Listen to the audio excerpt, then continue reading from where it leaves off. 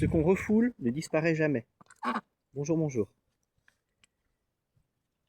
Quand vous refoulez une information, un événement, une émotion, une sensation, elle ne disparaît pas.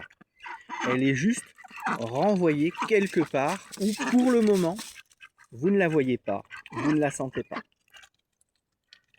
Mais à force de refouler les choses, ça prend de l'ampleur. Imaginez que cette émotion que vous refoulez, c'est une personne. Une personne arrive chez vous, elle ne vous plaît pas, vous l'enfermez dehors. Pire, vous l'enfermez dans le placard ou dans la cave. Une autre arrive, elle ne vous plaît pas, vous l'enfermez avec dans la cave. Déjà, elles vont commencer à crier, à hurler, à taper pour sortir. Si votre cave est bien isolée, vous n'allez pas l'entendre.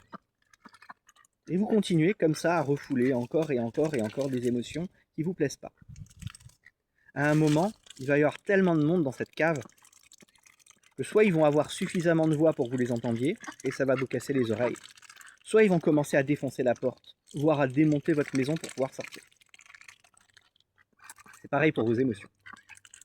À force de les refouler, vous leur donnez de la force du nombre.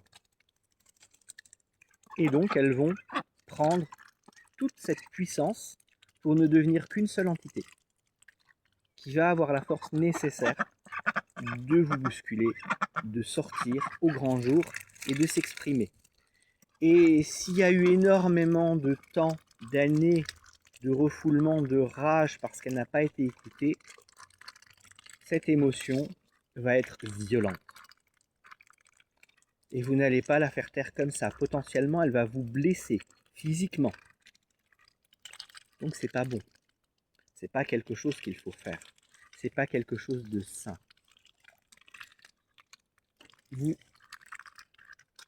Quand vous permettez à une émotion d'exister, vous lui permettez de dire ce qu'elle a à dire. Vous pouvez ne pas être d'accord, vous l'avez entendu. Si elle ne vous plaît pas, vous pouvez faire en sorte de changer quelque chose pour que ça colle plus à ce que vous voulez. Si cette émotion vous amène de la colère, part sur ce principe-là, c'est une émotion que tout le monde connaît. Si vous ressentez de la colère et que vous n'écoutez pas cette colère, elle va devenir dévastatrice. Si vous l'écoutez, vous allez pouvoir essayer de comprendre comment changer ça. Qu'est-ce qui a amené à ressentir de la colère? Souvent, c'est le fait de ne pas être entendu, de ne pas être compris, de ne pas être accepté. De ne pas être accepté. Si vous acceptez votre colère, vous commencez déjà à la changer. Vous commencez déjà à en faire autre chose.